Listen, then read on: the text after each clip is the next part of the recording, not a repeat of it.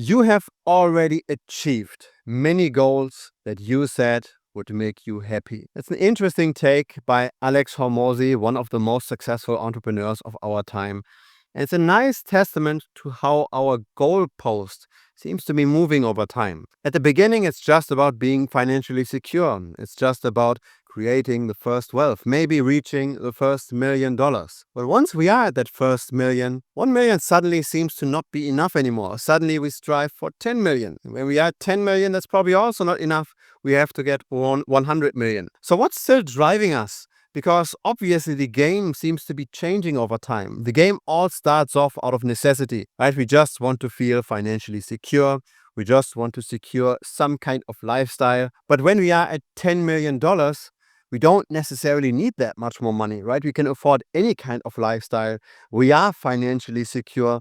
So why still work so hard? Why is Elon Musk still working with hundreds of billions of dollars when he could just retire forever? What I believe is happening is that especially the high performers, they've got a very strong desire for progress. They're never really happy. They always want to see how something is improving. This is getting hammered into us in our childhood already, right? We've got a very constant progress. We start with grade 1, go to grade 2, to grade 3, to 4.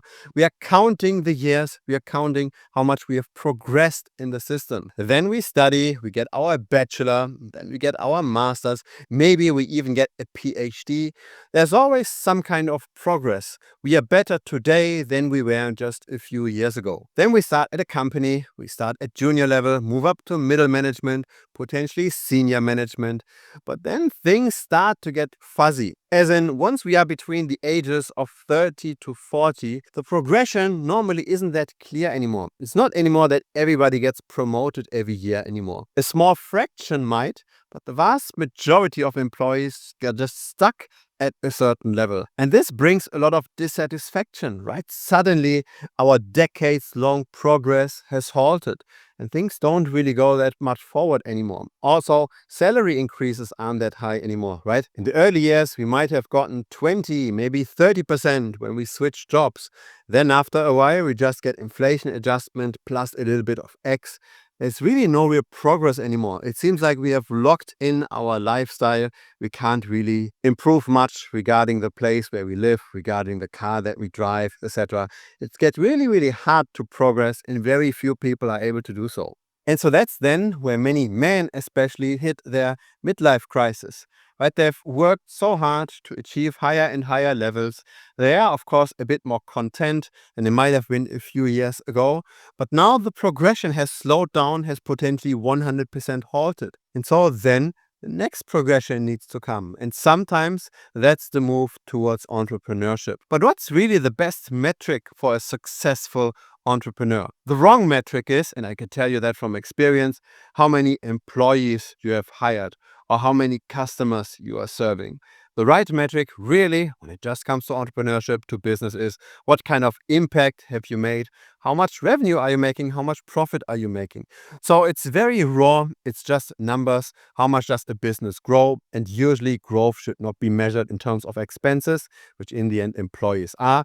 It should be measured on the other side, right, in terms of profit. In a way, I believe that the desire for progress goes up over time, goes up with age, because there are other parts in life that don't necessarily improve, right? We don't necessarily look more handsome or more beautiful with age.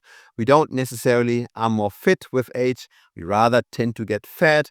We rather tend to get more exhausted. Our mind isn't necessarily as energetic, as sharp as it used to be. So there are some slow but steady declines. We can try to work against this. We can work out. We can try to have a very vivid social life, etc. We have to actively work to just keep our level.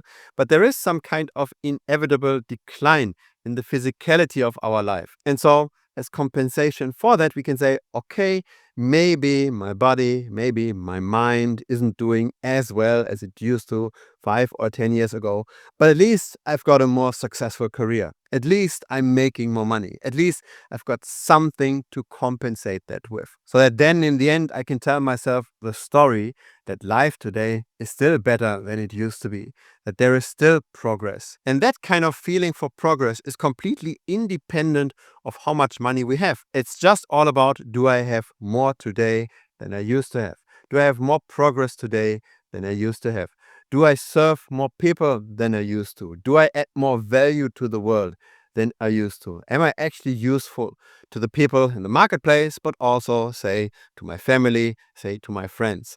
It's about being useful. It's about progressing and doing more of that today than a few years ago. So in a way, maybe culturally, maybe biologically, we are somewhat addicted to progress. We are addicted to becoming better. And the problem is, of course, always that addictions can take over. And that's something we have to be careful of, right? We want our progress, but we don't want that our addiction takes over our family life, takes over our health, takes over all the rest. This is normally the nature of strong addictions, right? When it's about an addiction, let's say a substance, then everything else has to suffer just in order to get that substance. And some people get that strongly addicted to progress, to success, that then everything else suffers. But that usually doesn't end very well. And so maybe in the end, true freedom, maybe in the end, retirement isn't necessarily about having 10 million, having $50 million. Maybe it's about simply not craving that progress anymore. I'm personally not there, so I still want to progress. I still want to grow. I still want to be better today than I used to be yesterday and 1 week ago and 1 month ago. I still crave and look forward to a potentially better future. Even the present right now is great. I want an even better present tomorrow. And so really, I don't know what the ideal state is. Some people say that owning something is just as good as not wanting it in the first place. But for whatever reason, I can't get to that spot psychologically yet. Really, I can't say what's better intrinsically.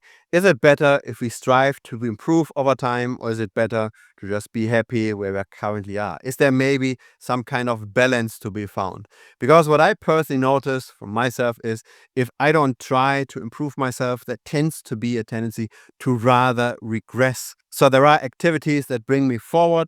There are other activities that bring me backward. But there's very few activities that just keep me at a certain level. And so something either adds to my future, let's say working out, being healthy, building muscle, or something subtracts from my future, let's say drinking, playing video games, and doing mindless consumption. There are very few activities that I think are completely neutral. And so if we don't have a desire anymore to progress, if we don't have any desire anymore to just do the activities that potentially improve our future, then is that really the better way of life? I don't know. I haven't found that enlightenment yet. Maybe I'm still too young for that. I haven't even reached the 40 years yet. Maybe at 50 or 60, I would think about this differently. But I just wanted to throw this out there, especially for the people that can't really understand how even the very rich are continuing to accumulate wealth. Are they simply just greedy? I don't think so. I think it's simply just a desire for progression and potentially also a coping mechanism for other things that might not go as well in somebody's life. And very often, say most of the time, the other things in life tend to rather decline with age, like health, like energy levels, etc. If it's the very first time here, feel free to subscribe. I publish videos regularly. See you next time. Cheers.